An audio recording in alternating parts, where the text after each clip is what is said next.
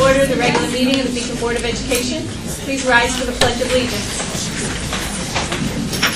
I pledge allegiance to the flag of the United States of America and to the republic for which it stands, one nation, under God, indivisible, with liberty and justice for all.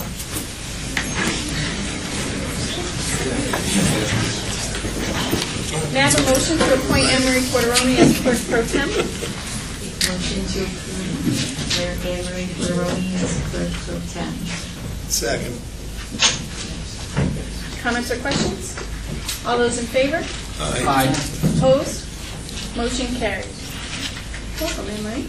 Thank you. Roll call, please. Larry Cohen, Here. Jennifer Hedge, Excused. Betsy Dennis, She'll be late. Frank Garnott, Excused. Tracy Everett, Here. Georgia Patchen, here, Christine Galbo, Excused.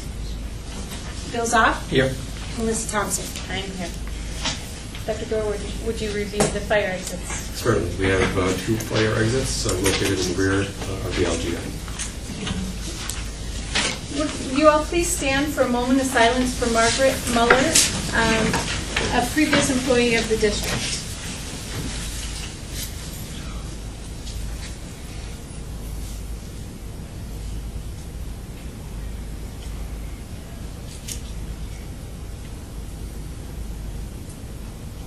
Thank you.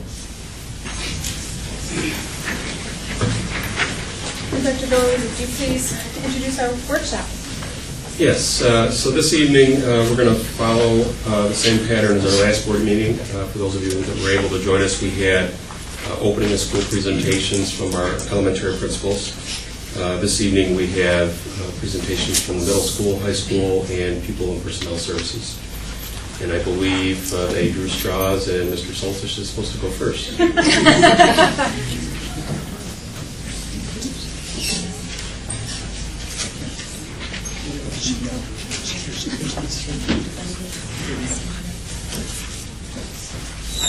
Good evening, everyone.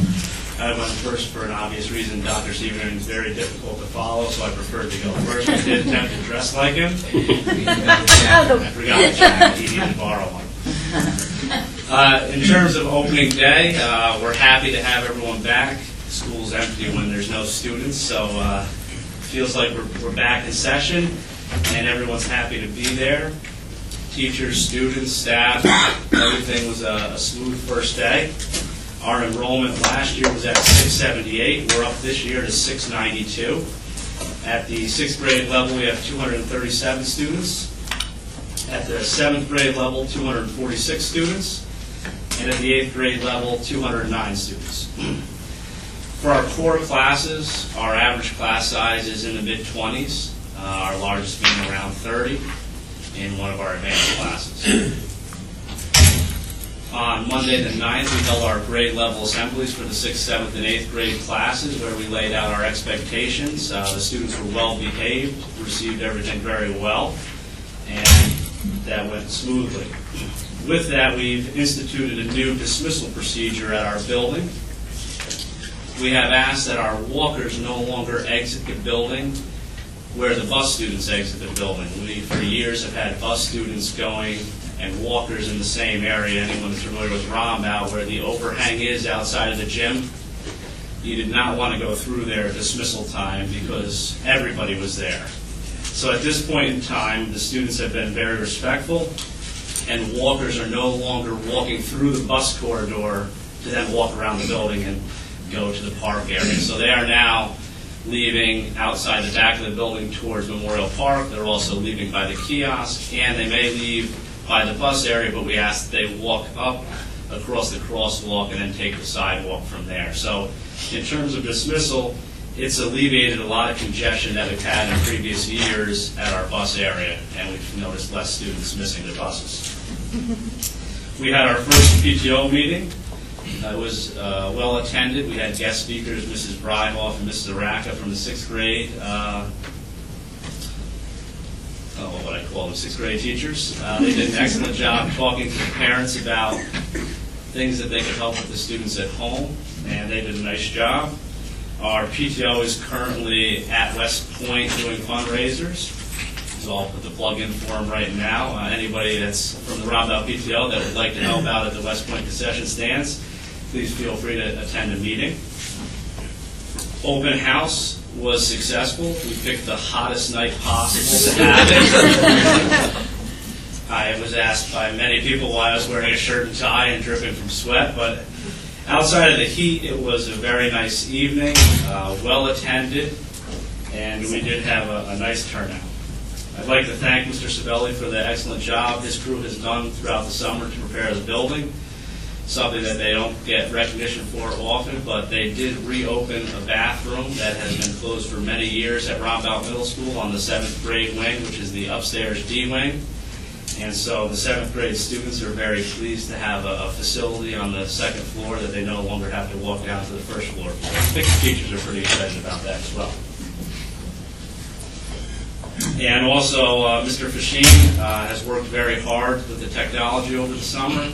We're in the final stages of having our new camera system up and running, as well as the swipe cards. So we're expecting that any day now. And in terms of anything else, that's how we've been to this point, and everything's been smooth. Thank you. Thank you. Thank you.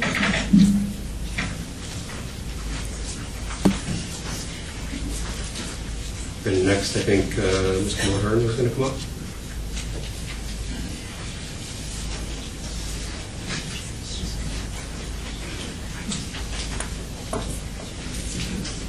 Good evening, everyone.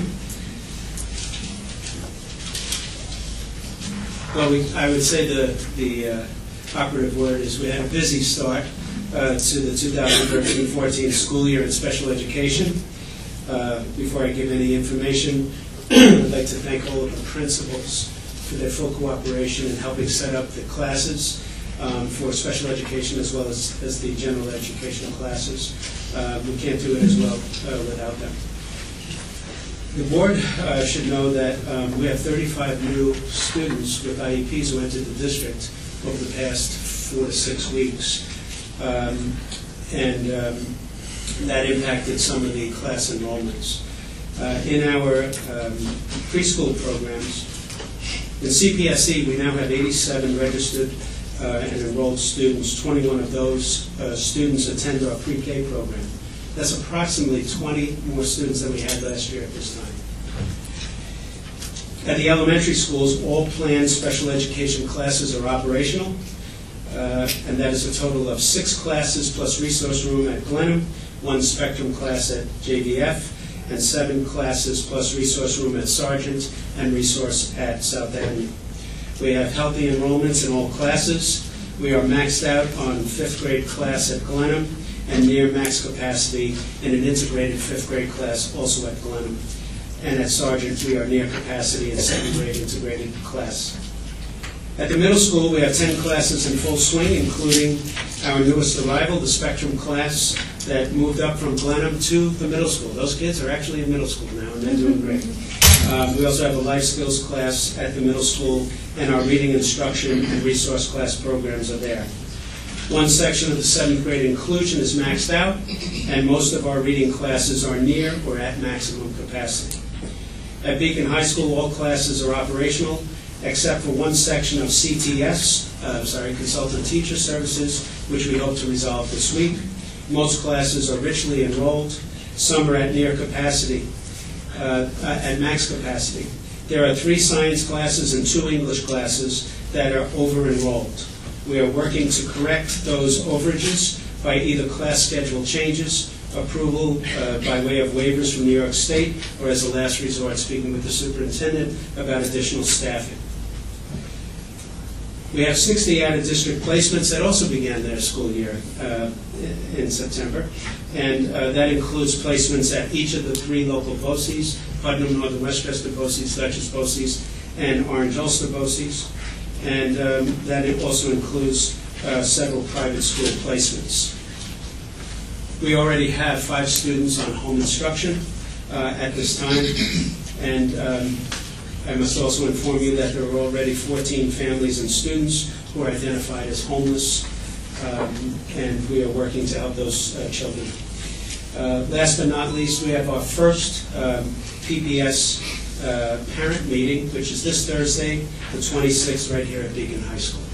Thank you. And last but not least, Dr. Seaver.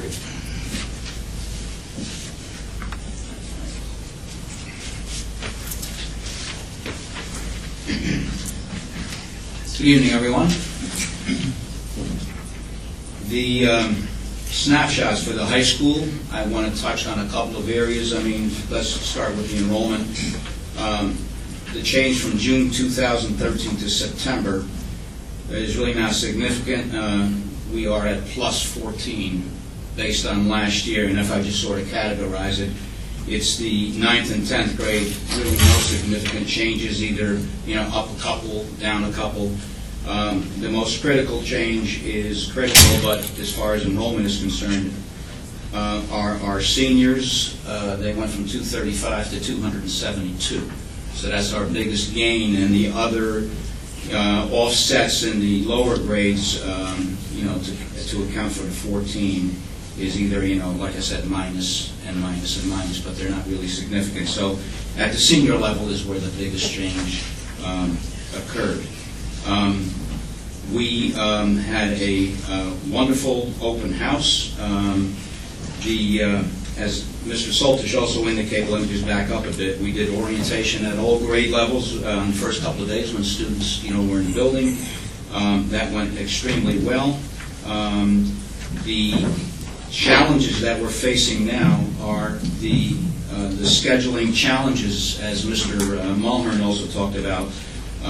In the late summer, we had very large PE classes, and also in the special ed classes, but we were able to, collectively look at it, and we went the route, and we were able to work with the schedule so that there was not a need, although like in in PE, the numbers were extremely high, but we were able to massage, so to speak, the schedule so the class sizes are decent. We have classes, that are over 30, 32, and so forth, but the majority of them we were able to manage it. It's still very full, but we did not have to go the route of additional PE hiring. Similarly, in special ed, we were able to at this point, but as Mr. Mulhern indicated, they are full, and there's a couple of classes that we still have to look at.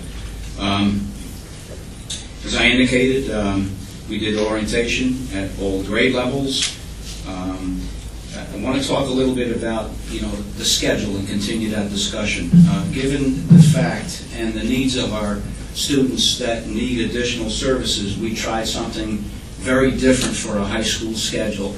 And I think you know about this, that the 9th grade students are now assigned on 2 instructional teams. Not every 9th grade student, but the majority of them will report to 2 instructional teams. The beauty of that is I've always been a fan of the concept of 9th graders coming into the high school, the orientation, getting used to a high school, having to deal with a lot of different teachers all at once, because in the middle school they had that concept where they're dealing with team teachers that are keeping track of the same number of kids.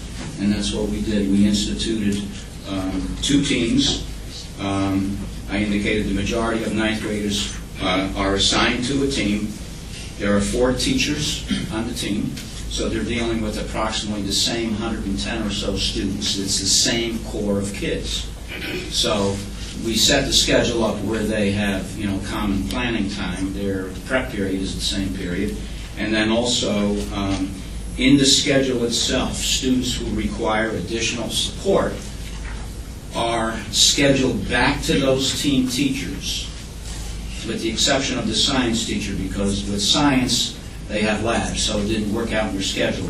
But at least you have English, math, and social studies, where every day they report back to those 3 teachers, and we have another teacher that assists them as well, because I could schedule that, to get their additional support. So it could be math, it could be ELA, it could be second language, and it's a common thing that they do every day. And it's structured where the teachers will do an assessment on the kids, and they'll decide, we'll target certain skills, and then they'll work with them for, let's say, not the entire 10 weeks or semester, because there's more flexibility in saying, I'm taking this group and I'm going to work on a set number of skills. So that happens every day. The other part that I just want to bring your attention to, we also are utilizing, you've heard the word NovaNet discussed, and let me just highlight a couple of things about that. We started that last year, and the courseware comes from Pearson's educational software. I'm sure you heard the word Pearson. You know, they're involved in practically everything in this country, and also it's globally they're involved with it. So they have a software which is on a web-based platform, and the materials are instructionally relevant. They've been statistically worked on, and they're engaging, and they're simply based on research that exists out there. Now, we, at the high school last year, with the help of Anne Marie, we purchased 15 licenses last year, and a license entitles you to 24/7, 24 hours a day, 7 days a week. Students can log on, even at home or in the building, to get additional support. So we started that last year, and we can set the mastery level on the software, and learning objectives are tested, and we use it now much more this year simply because I built part of it in the schedules. So how do we use it? It's used in AIS, it's used in credit recovery, it's used for Regents review. Currently at this point we're actively using it for about 55 kids, and then the kids that are in Seminar 9 can log in as well. So we're really, matter of fact, we had to then bump up the licenses. We're in the process of, with a COSER, to get approval for 35 licenses, because now we're finding more kids are using it, and if you're more than 15 are around, they get bumped out. All right? Also, I want to say this. Last year, we had kids that were starting to use it. We actually had 3 students who never would have graduated were able to do so because they used it for courses that they sat in the seat for, and they did it for credit recovery at home. As I indicated during the August graduation, we had one young lady who, there was an emergency in the family, they moved to Morocco, and she was 1.5 credits shy of getting a Regents diploma. And Mr. Mill, who is somewhat of the guru here, we enroll these kids. She did her credits, and she was able to graduate in August because they used NovaNet. Currently, where we stand right now, in the schedule, we put in a student schedule, 1 class of English 9, 1 class of Global 1. What that means is these were 9th graders who failed those courses, and rather waiting until they get to be a junior or senior to say, oh, I've got to pass Global 1.